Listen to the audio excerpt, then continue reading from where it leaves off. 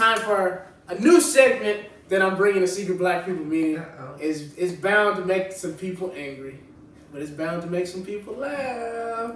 It's a new segment, and we call it Sounds About White.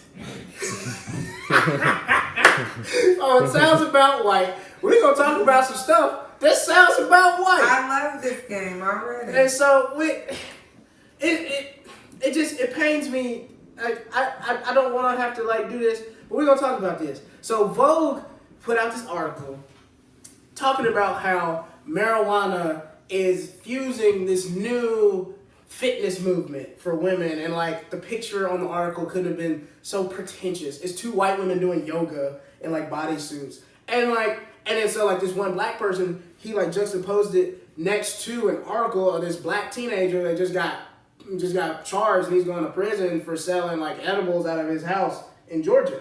And so it's just like white privilege is literally just like seeped into everything, even like the marijuana culture, because we have TV shows about I love the show Weeds, but we have a TV show about white women selling weed. We got white people, parading around doing stuff with weed on the internet, and we have billboards and all these things. But it's just like, but still, we have all this going on, and Hollywood and TV tries to throw all this stuff on TV with white people doing these things with marijuana, and it's like a marijuana culture now. Viceland has a lot of these things. But then on the other hand, you still have all these... criminalize it to a certain people. Exactly. You still have all these black and brown people going to prison just for like small things. Like we'll throw the picture up, there was a linebacker for the University of Georgia. He got pulled over by a police officer. There was like a little bitty like crumb of weed in the seat, and they took him to jail for that. What? And you got people doing yoga, smoking weed in West Hollywood? That makes no sense to me. And so it's just like, that's why that just sounds about white.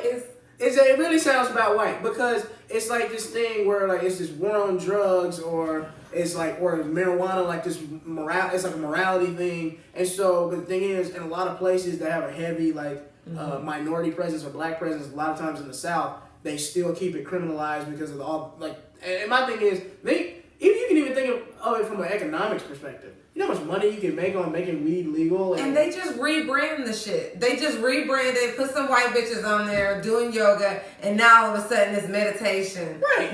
But you see some niggas walking down the street with hoodies on smoking the same joint.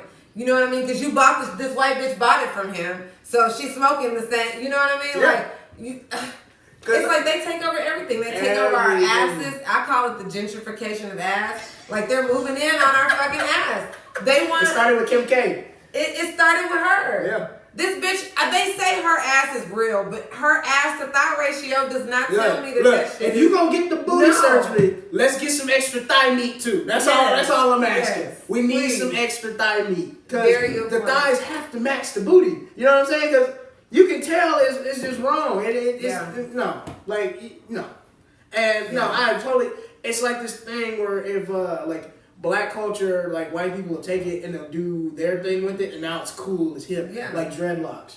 And like when white people, because Google dreadlocks, and the first image that comes up is somebody white. What? On Google Images, if you Google dreadlocks, the first image is somebody. You gotta scroll down several images to find somebody black when you Google dreadlocks. Can you confirm this, Eric? Our co-creator, he's Googling right now. It's gonna be a picture of first three. Wow, we're gonna throw it on the screen so you guys can see it. First three. Man, oh wow.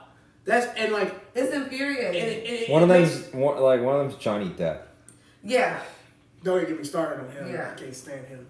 But it's just like, the thing with that is, it makes me so angry, and I like the word you use, infuriating. That's a big word. I like that.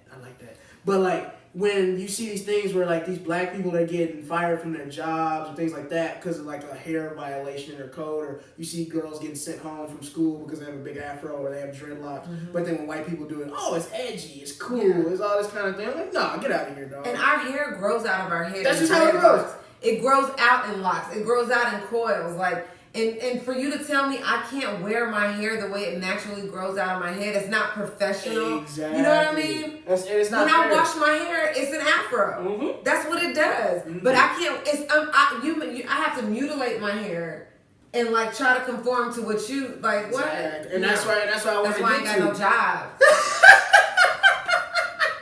I don't know what my excuse is, but like it's just like, and that's why I love how you hit it on that because this is just how our hair grows. Yeah. But we have to take certain measures and do certain things to make ourselves palatable or digestible to white people all the time. We have to, okay, well, don't be too black here, or don't do your hair like that, because I don't know how they're going to feel about it. And, like, I think it works even in the same way with comedy.